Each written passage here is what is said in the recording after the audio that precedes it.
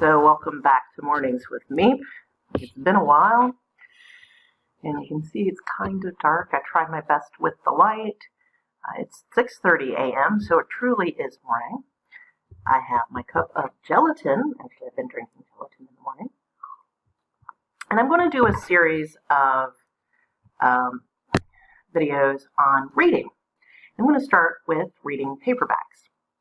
So, of course, I've probably, of books I own, paperbacks would have been the longest because, starting as a kid, that's what you could afford. They've always been pretty cheap. But particularly, I like getting used paperbacks, and some of them are quite old. In addition, there are some of the paperbacks are books that I just like reading over and over, such as Agatha Christie. You can see this is an Agatha Christie book.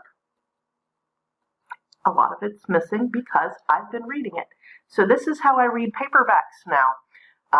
Some of these, I think I might have even picked this one up for free at the North Salem Library Fair.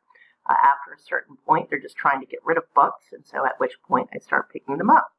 So what I do, and this is to prevent me from rereading the book over and over, I rip out a page when I finish it.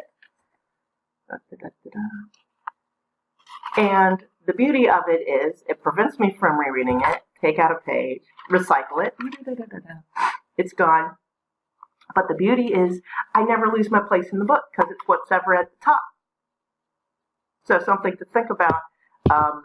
With a lot of the books, such as my Terry Pratchett books, what I've been doing is I replace my paperback version, which was already, in many of these cases, they were already falling apart. In this case, you can see what this is. This was probably from the 1960s or 1970s, I think, late 60s. This book was originally written in the 1930s, but there were always these really cheap paperback versions that came out in the 60s. The paper is already ripping very easily. It's coming apart. And it's a great way. You read the book one last time, and it gets recycled. And then, as I say, I usually get an electronic version of the book. Or maybe not. It's okay. Move on. There's so many books out there to read.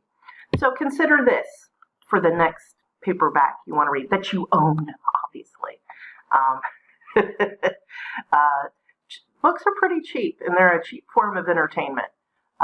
Even hardcovers, but about reading hardcovers is going to be next.